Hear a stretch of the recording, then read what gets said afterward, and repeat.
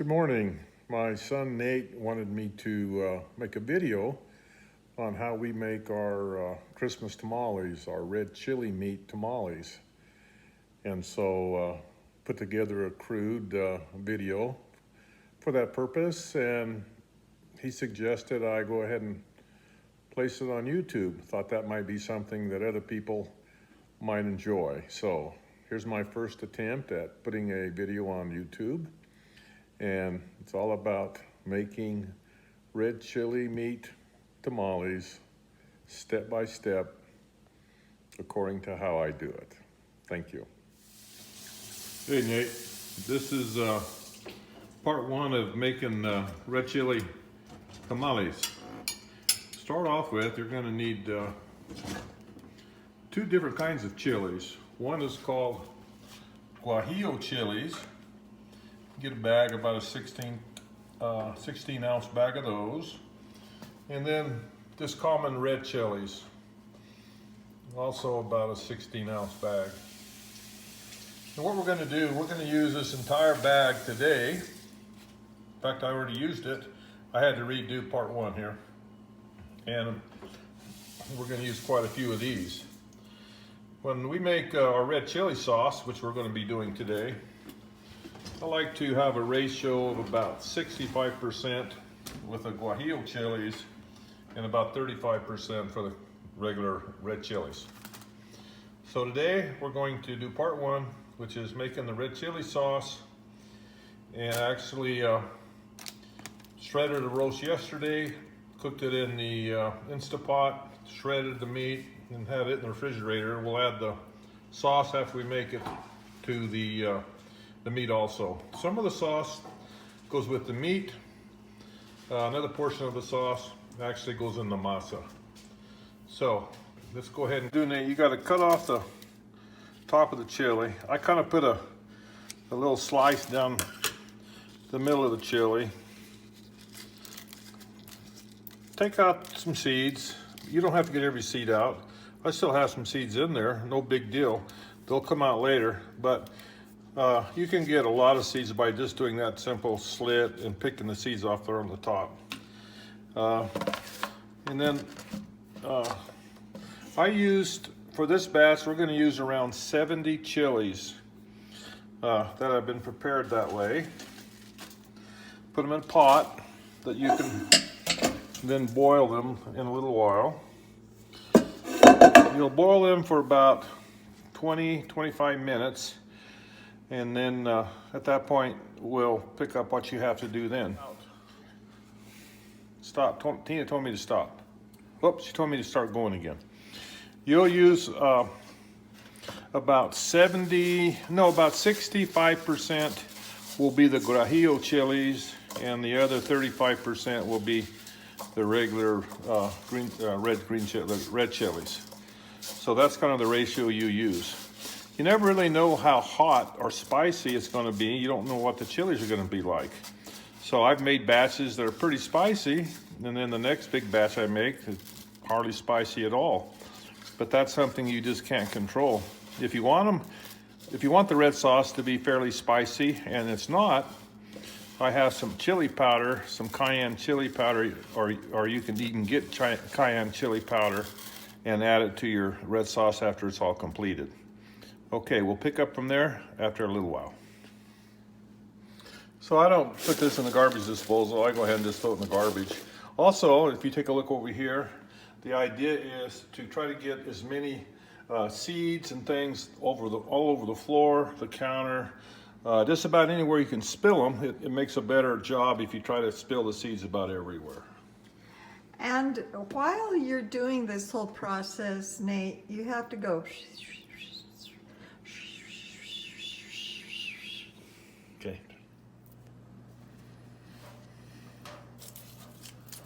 Okay, Nate, while the water's boiling on the chilies, good time to go ahead and get you a garlic and cut about 15 garlic cloves, and we just run them through a garlic press, kind of smash them up.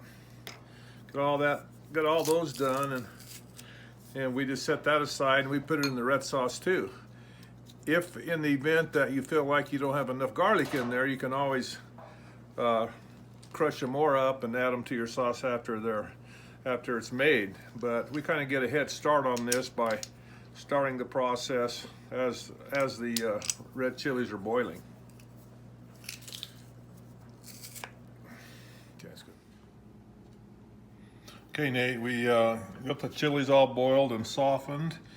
I put a plate in there just to hold the chilies down. We boiled them for about 15 minutes or so. Now, what we're going to do, we're going to take these chilies, we're going to run them through the blender, and that's going to really crush them up significantly. And then we have to run that through a colander right here. The colander has to be small enough, the holes have to be small enough to catch the seeds and the solid parts that we want to filter out of the sauce. So put that in a pot, and we'll begin that process here in just a couple of minutes. Okay, Nate, so we're going to load this Ninja Professional blender up about half full of chilies. And this process will be repeated and repeated until all of the chilies are done. Now, one thing that you may have to do, I have to do it sometimes, is add a little water to the chilies in the blender. Not very much.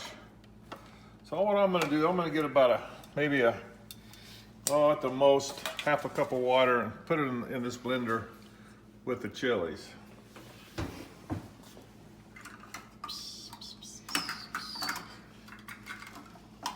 The water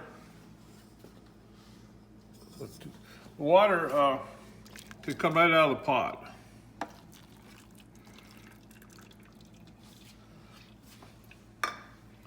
Okay, time to blend it up now. You want it to blend as much as it can. The more it blends and breaks out the solids, the better sauce you're gonna make, and the less work you have to do when you run it through the colander. Okay, I'll go ahead and get it started and stop the video now. Okay, Nate, got the chili sauce in the colander now. What you have to do is get yourself a kind of a stiff spatula, and you just keep working it and working it and working it to get it to get the sauce to pass through to the pan below. When I get this finished, you're going to see, I'll show you the residue that's left, and that'll be thrown away. It'll consist of seeds and part of the skin of the chili that we don't want in our sauce. So we're going to have a very smooth sauce after we complete this process. So you just keep working it, keep pushing it down, and that sauce will go through the colander and hit the bottom of the pan. Okay, Nate, as you can see, these are kind of the solids that's left after you run everything through the colander. And I've almost finished doing this. I may do it a little bit longer, and then I'm just gonna scoop all that out, throw it in the garbage, and start my next blender full of sauce going through the colander. Okay, just getting ready to start round number 2 now. I think I'll probably get 3 blenders of the sauce out of this batch. Okay, Nate, here's our finished product. This pot's a little less than half full, maybe a little more than a third full. Now we need to season that, so we're going to include the garlic that we'd cut up. And we're going to put it on the stove and heat it up. Put the garlic in. We're going to put some salt in and just a little bit of cumin. I don't like to use a lot of that stuff, but I'll let you know how much cumin that we're going to put in. Go. Okay, Nate, so I added garlic, salt, and cumin. I put about 1/4 teaspoon of cumin in it. I added salt and garlic to taste. Some people like it saltier, some people don't like it as salty. So you're just gonna add that and keep tasting it until it's where you think it should be. Did you have I all didn't the quite. garlic?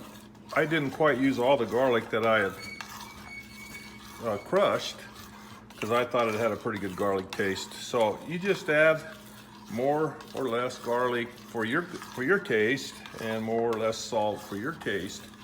And probably if you want more of a cumin taste, you can add more cumin, but we put in about 1/4 of a teaspoon. Still working on it. Got to stir it pretty constantly because it will burn on the bottom. Also, we had to add quite a bit more salt. It just wasn't salty enough for us.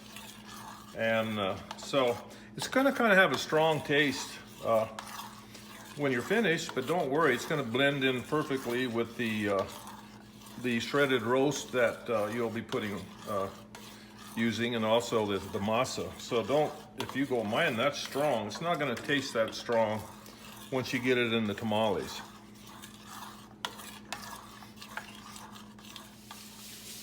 Hey Nate. Okay, now we're going to add the sauce to the shredded, in this case, shredded beef. If I use shredded beef, I try to get like a 3 pound, 3.5 pound, 4 pound chuck roast or cross rib roast, and then I cook it in the what's it called, Tina? Instapot. Instapot. And I cook it for about an hour, and depending how big it is, maybe an hour and 30, hour and 40 minutes, because I want it to get really, really done so it's easy to shred. So that's what I did here. I think this is the cross rib roast. Went ahead and cooked it in the Instapot. Shredded the meat, and the meat was still pretty hot. It was easy to shred. Took off all the fat, didn't have any fat in it, and I had that in the fridge. I did that yesterday. So now I'm going to go ahead and add my chili sauce and the meat in a skillet, and kind of let that simmer for a little while. One thing that again is a personal preference. We like to have quite a bit of chili sauce in our shredded beef. Other people may not like so much chili sauce in it, but we're not stingy with the chili sauce whenever we add it to the shredded beef. I don't know exactly, but just looking at the pot, it looks like there may be like 6 cups of sauce there that we've made. And we're gonna need some for this, and we're gonna need at least a cup for the masa itself. So, I'll get back to you then. Okay, Nate, I didn't use all the roast up. I'm gonna save that much of it, make the girls barbecue beef sandwiches out of that part of it, put barbecue sauce in there. Pretty much covered the saucepan up. Just from doing this so much, I know that we're gonna have at least enough meat to do 2 dozen tamales, probably more. So I'm gonna go ahead and heat that up. I'm gonna put the sauce in, get all that heated up and shredded better, and that's pretty much gonna take care of the meat sauce for the tamales. Tina said I forgot to mention, these would be beef tamales, but when available, I do use pork, and I like to use country style ribs. It's the best. We've done it with pork shoulder and stuff, and sometimes we get kind of a gamey taste out of the tamales, which we don't like. So if Food City or somebody else has country style ribs, pork country style ribs on sale, we'll buy several big packs and do the same thing. Just cook it, shred it up, and throw it in the freezer. And it makes a real good tamale meat too. I'm not sure if I mentioned or not, but I went ahead and seasoned this meat pretty well with salt, Lowry seasoning, salt and pepper after I shredded it. So it's already seasoned. It's not gonna take away anything from the red chili sauce. Okay, Nate, we've got this meat all ready to go. It's ready to be put into the tamales whenever we make the tamales. Let's stop there, and I think I used about a little less than 3 cups of salsa, or sauce, not salsa, but sauce for this amount of meat. So, good thing here, Nate, is that as you know, if you want to make enough for 2 dozen and you have meat left over, just throw it in the freezer. It'll last forever. Same with the shredded beef. You can put it in the freezer like that, or you could have mixed it all up yourself and had enough for 4 or 5 dozen tamales. If I still have quite a bit of sauce left, but we're only going to be making 2 dozen tamales.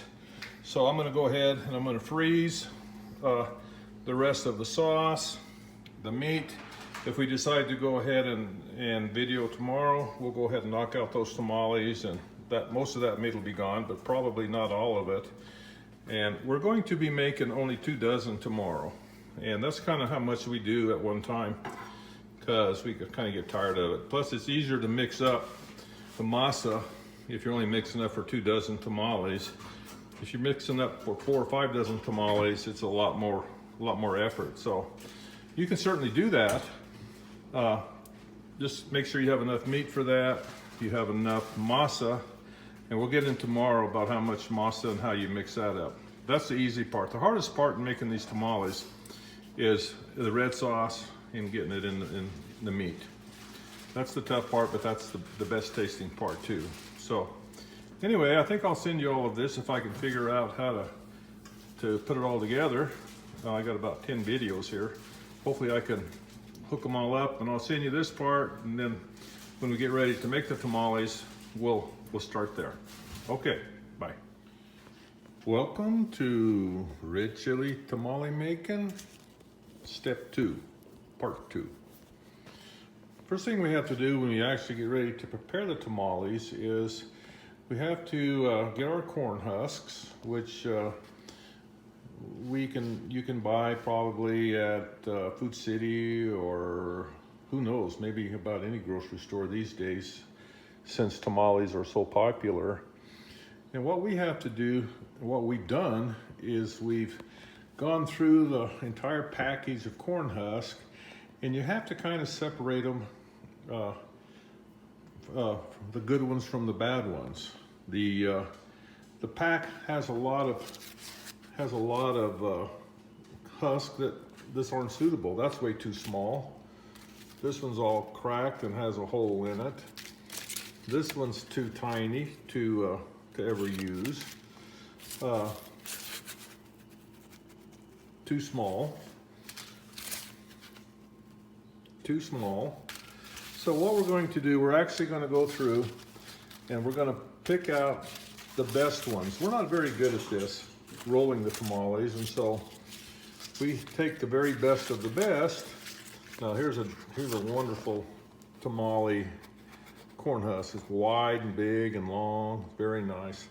So I've gone through and I've separated them. Here's our good ones we're going to use, and over here's all the bad ones we're just going to probably throw away. Now the old Mexican tamale makers, they're very good at taking 2 corn husks that aren't quite big enough, and they actually somehow put them together and roll their tamale so they don't waste these ones that are maybe a little bit too small, which is a great idea, and we've tried it and we're terrible at it, and we just don't mess with it. But if you get the knack of taking 2 corn husks that are maybe a little small and put them together, put your masa in there, that would be great too. We just don't mess with it because we're too lazy and we don't know how. Now what we're going to do, we're going to take our good corn husk over here. We're going to make sure we have about 24, 28 of them, because today we're going to make 2 dozen tamales, and we're going to soak them in hot water for about 45 minutes. This softens them up real nice and gets them a lot more pliable to be able to make the tamales. So soak the soak the corn husk for about maybe, I don't know, 45 minutes or so. We're going to let those be soaking while we work on the masa. Okay, so now we got the tamales in the big pan soaking away. Okay, we're going to start making the masa now. We're going to use lard in this recipe. we've made them with butter also. To make them with butter, you have to add a couple extra tablespoons of butter. But here we're following the 2 dozen recipe, so we have about 1.2 pounds of lard here we're going to get started with. Tamale making can definitely be a family process where everyone gets into it. Here, this young lady is really enjoying herself cutting the olives up. Tina, meanwhile, cut up a bunch of jalapenos for me. And I want you to look at this girl. She just works. She had the knife upside down a little while ago, but she says it cuts better when it's the right way. I tend to agree with her. I have to say, this young lady's got 7 olives done, and she's doing a very good job at it. Meanwhile, I'm going to take this lard, I've softened it just a tad in the microwave, and we're going to start beating it with this here beater. Now, here's the key on tamale making. The masa is ready when you put a small amount of masa in a cup of water and it floats. If it doesn't float, it's not ready. This is why we make only 2 dozen at a time. If we made say 4 or 5 dozen, I don't think our mixer is strong enough to mix and mix and mix and get the masa to the point where it floats. Whereas if we do only 2 dozen, we can easily use the mixer to get the masa to float. So here's the lard in the pan. I'm going to start beating it and beating it and beating it. After which we'll actually add the masa itself, the corn masa, which is nothing more than ground corn, to this mixture, and we'll add the baking powder and the salt, and the most important ingredient, we'll add the red chili sauce. Okay, I'll get back to you in just a minute. You probably want an update on the olive gal. There she is. Okay, right here we have the baking powder, double action, not single, but double action. We have the lard kind of all fixed up. We're going to take this little machine, which is a measuring spoon, and we're going to put a tablespoon of baking soda right there on top of the lard. And then we're going to have to put some salt in there. And on salt, we're going to put 2 tablespoons of salt. Oh, wait a minute. No, I messed up. No, we're doing okay. 1.2 tablespoons of salt. Let me get the salt. Masa now that we actually had prepackaged to a 3-pound package for the 2 dozen tamales. I had this frozen, so I just got it out and thawed it. And we're going to start adding that into the lard, baking powder, salt mixture. And we're going to continue beating that. I'll put about half of it in, and then I'm going to put my red sauce in, and then I'll put the other half in. Okay, here we have, I'm going to add the red sauce now to the masa mix. Here we go. And the idea on this red sauce, Nate, or whoever else is watching this, is that it stains real well. It can really stain everything up, countertops, clothes. So be sure and wear something white whenever you do this so that it can possibly get on your shirt, and then you'll have a nice memory of your tamale making project. Okay, so now we have that. I'm going to stir all that up, and then I'm going to add the rest of the masa, and I'll show you what we have at the end of this. The masa mixture up. My mixer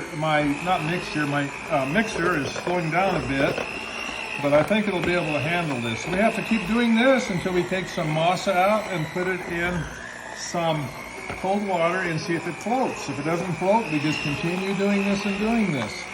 So I'll get back to you as soon as this is ready. Okay. All right, so we've mixed up the masa. We don't know if it's ready yet. And how do we tell? Well, we have to put a little bit in cold water to see if it floats. Also, I do want to mention that if you're so inclined and you really want to make 4 dozen tamales in a day, after we use all this up and put it in the tamale, to make the tamales, just wipe it out and do your next batch. But if you do them in 2 batches, mix it up in 2 batches rather than 1, then your mixer probably won't get real hot like this one does when I try to do it. So, if you have a very strong mixer, I would say do it in 2 batches. here's our test. A little bit of masa, put it in the water. Voila, it's floating. That means now we're ready to actually do the tamales.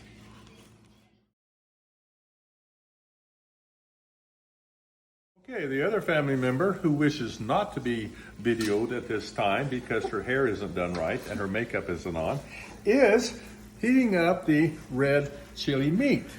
And it looks like maybe some of that red chili sauce kind of soaked into that meat a little bit. So I'm gonna actually add maybe a couple more tablespoons. Like I said yesterday, we don't wanna be stingy with this meat. So we're gonna put about, I don't know, that many more tablespoons of it.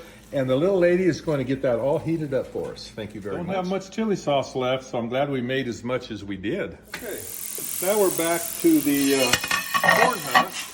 And the thing there is you put a plate under that, but water sprays up real well and hits this other young lady right in the face with it. So I'll put the plate over here. Now, what we should do here is get these out of the water we had put them in. And we're actually going to just kind of spray them off a little bit to get any corn hair and maybe dead bugs and, no, not really dead bugs. So we're just going to kind of spray them out and then put them on this drying rack here. And we'll be using them very shortly to start making our tamales. Okay, I'm going. Now we're ready to make our very first tamale. Isn't that a beautiful corn husk? Perfect for tamale making.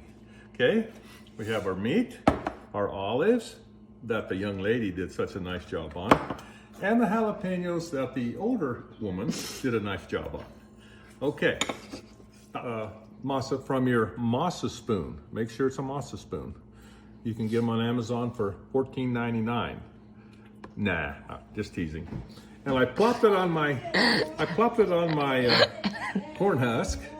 And I spread it with this tool. Now this is a very important tool. You can get these tamale spreader tools for $14.59 on Amazon, or you can pick one up at Walmart for 98 cents. 98 cents. And it's actually not a tamale spreader. It's, what is it, putty knife, utility knife, whatever it's called. And so I ended up with that. Put our meat on the tamale. Notice the position here on the husk. I keep saying tamale, but I mean this husk. Now, I kind of have mine toward this side a bit.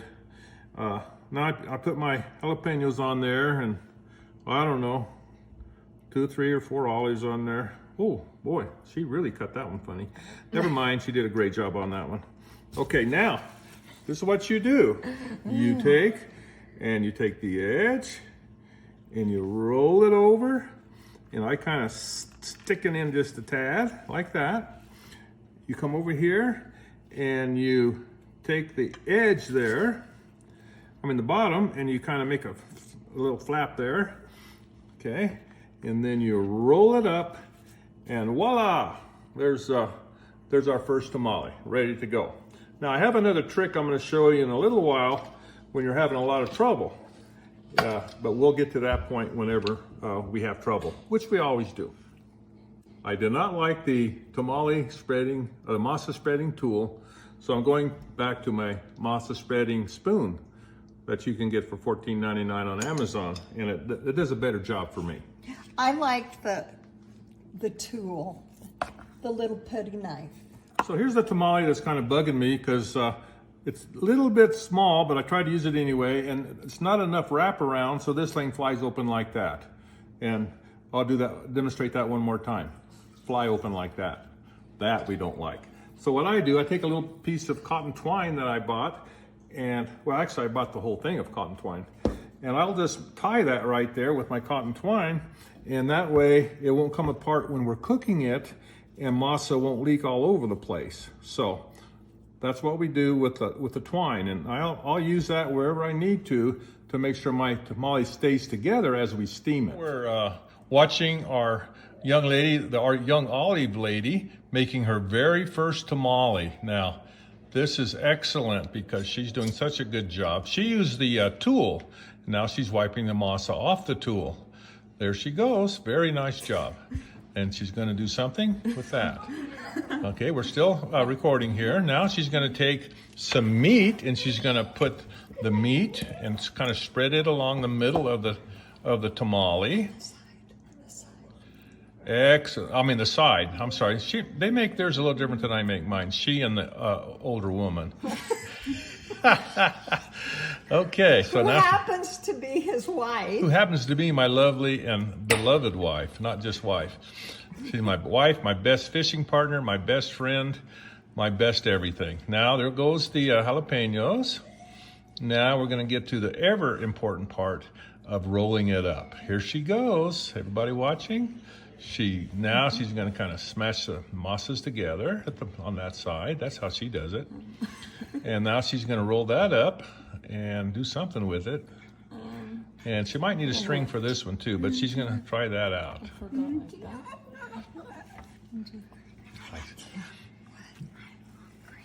Of course you are. Okay, she got that tamale done. She may need a string, may not, but I think it was a wonderful job, and I'm going to really let her make all the rest of the tamales today, and I'm going to go take a nap like I usually do. So we're just continuing on making, this is going to be a big tamale. I used a little too much masa, but it's a big corn husk, so that's fine. It'll be a big tamale in the batch.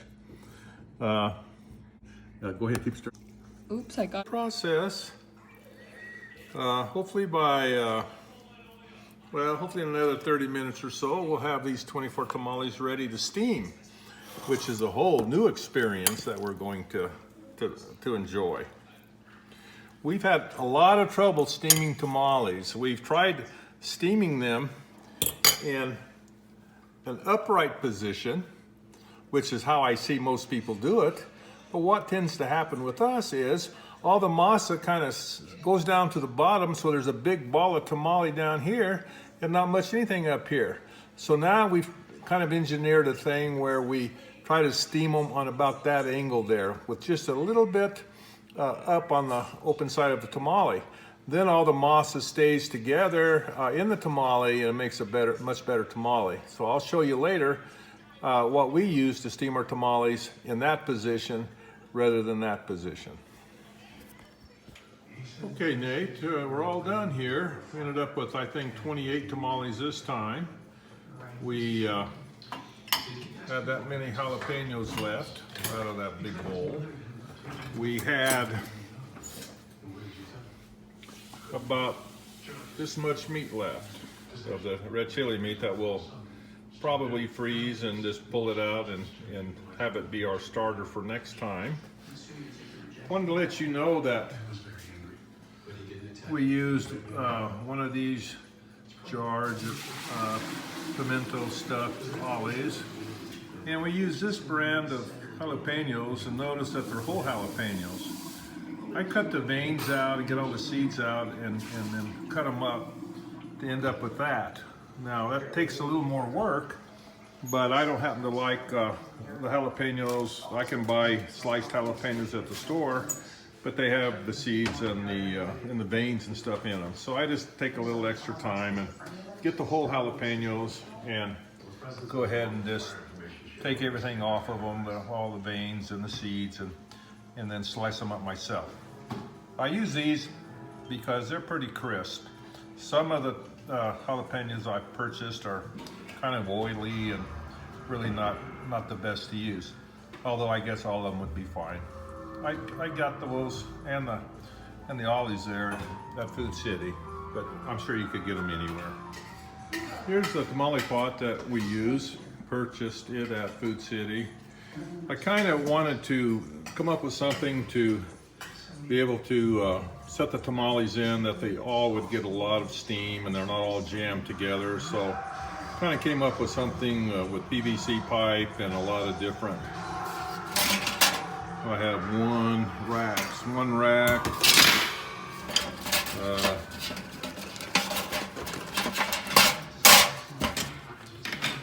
two racks. I have 3 racks. So I'll fill this bottom part up with water, and then I'll show you how I put these PVCs as spacers as I move up the pot.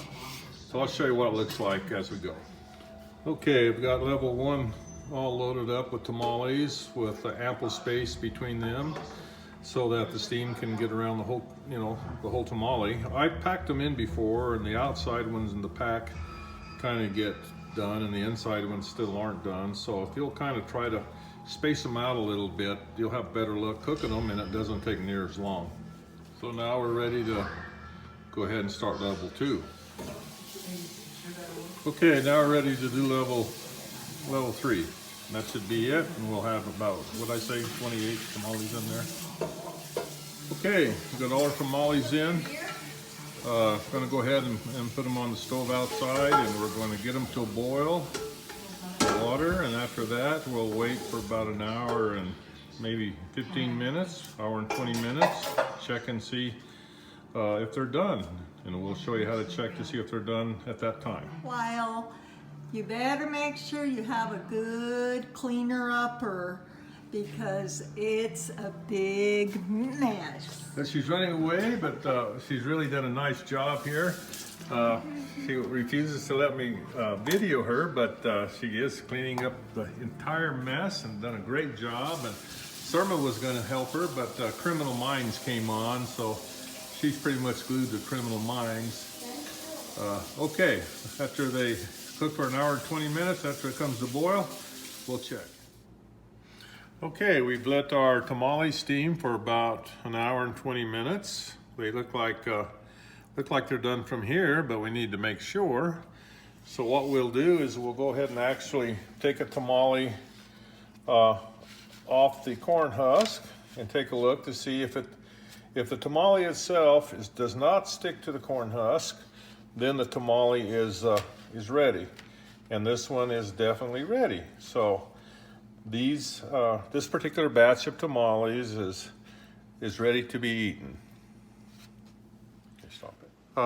I need to give you an update on the recipe for the masa. One ingredient I totally forgot was the either beef or chicken broth. So when you're mixing up that masa and you're adding the dough and all of that, be sure and add about 3/4 of a cup of broth. I just omitted it. So I'm going to go ahead and show you the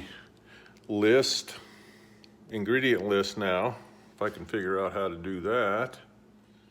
So I want to go ahead and give you the recipe then as a recap for each of the components of the red chilies. The tamale masa, which we actually reduced from a 5 dozen recipe. We'd use 1.2 pounds of lard, tablespoon of baking powder, 1 1/4 tablespoons of salt, 3/4 cup of broth, which I omitted before, and masa dough, about 3 pounds of masa dough, and 1 cup of the red chili sauce. For the red chili sauce itself, we're talking about 70-80 chilies, 65% of those guajillo chilies, and 35% regular red chili, 12 to 15 crushed garlic cloves, about 1/4 teaspoon of cumin, unless you like the taste of cumin more than I do, and then add more.